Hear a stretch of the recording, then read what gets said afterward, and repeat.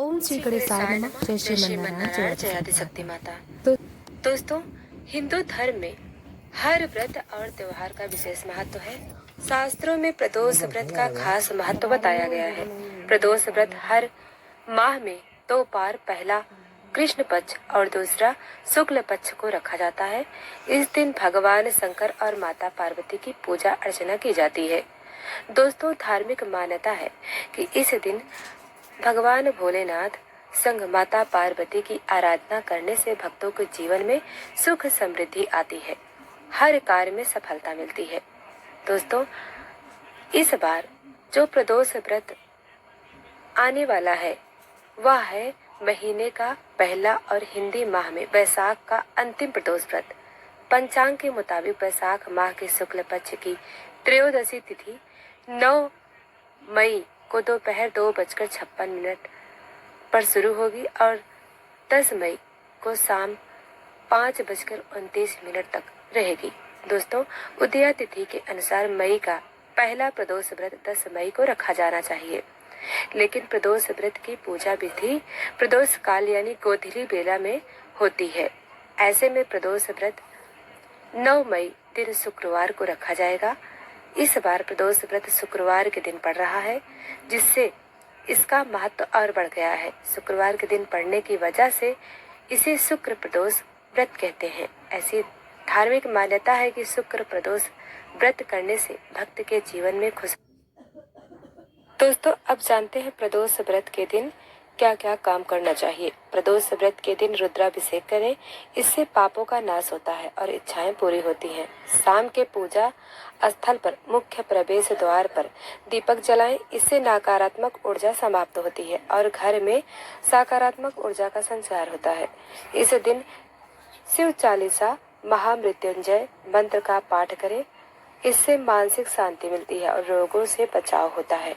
इस दिन गौ माता की सेवा करें, इससे पितृदोष और ग्रह दोष का निवारण होता है।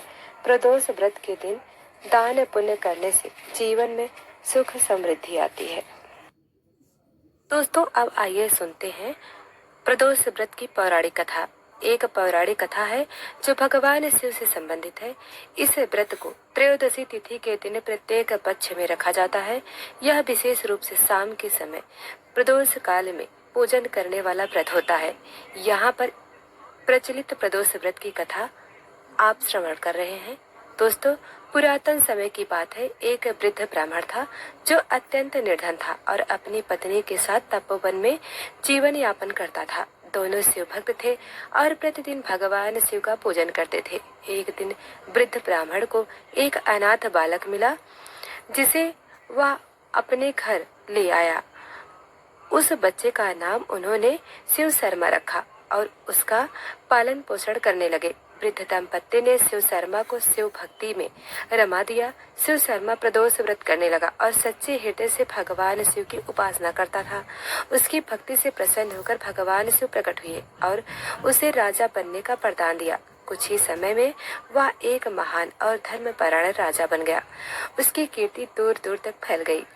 उसने शिव भक्तों की सेवा की, धर्म की स्थापना की और शिव मंदिरों का निर्माण कराया। अंत में भगवान शिव ने उसे अपने गोलोक में स्थान दिया। दोस्तों, इस व्रत को करने से पापों का नाश होता है। भगवान शिव शीघ्र प्रसन्न होते हैं और इच्छित फल प्रदान करते हैं। यह व्रत विशेष रूप से स्वाध्याय, धन और सुख शांति के लिए लाभकारी होता है। दोस्तों, अब आइए सुनते हैं एक और प्रदोष व्रत कथा, चोर का मोक्ष। बहुत समय पहले की बात है। एक कुख्यात चोर था जिसका नाम धनुराज। उसने सैकड़ों घर लूटे थे, मंदिरों तक को भी नहीं छोड़ा, लेकिन उसके भीतर एक अजीब सा डर था। शिवलिंग को वह कभी नहीं छूता था। एक बार त्रयोदशी की रात थी। धनुराज एक बड़े सेठ के घर चोरी करने गया। वहां भारी सुरक्षा थी, पर चुपचाप छत से उतरते हुए वह घर में घुस गया। तभी पहरेदारों ने उसे देख लिया और पीछा करने लगे। वह भागता हुआ एक जंगल में जा पहुंचा। भागते भागते वह गिर गया और बेहोश हो गया। जब उसे होश आया तो उसने देखा वह किसी मंदिर के अंदर है। पास में एक वृद्ध तपस्वी बैठा था। उन्होंने कहा, बेटा तुम यहाँ कैसे आए? आज तो प्रदोष व्रत है, शिव जी स्वयं इस मंदिर की रक्षा करते हैं। धनुराज चौंक गया। उसने अपने पापों को याद किया और रो पड़ा। वृद्ध ने उसे व्रत रखने और रात भर शिव नाम जप का करने को कहा। उसी रात उसने पहली बार शिव नाम लिया। रात भर वह भूखा प्यासा शिव जी का स्मरण करता रहा। वह सुबह मंदिर में फूलों की वर्षा हुई। शिवलिंग से एक दिव्य प्रकाश निकला और धनुराज के सारे पाप चल गए। भगवान शिव ने साक्षात दर्शन देकर कहा, तू आज मेरा प्रदोष व्रती बन गया। तेरा पिछला जीवन तुझ पर भारी था, पर आज से तू मुक्त है। धनुराज ने चोरी छोड़ दी और वही मंदिर घर उसका घर बन गया। वह तपस्वी बन गया और लोग उसे शिवदत्त कहने लगे।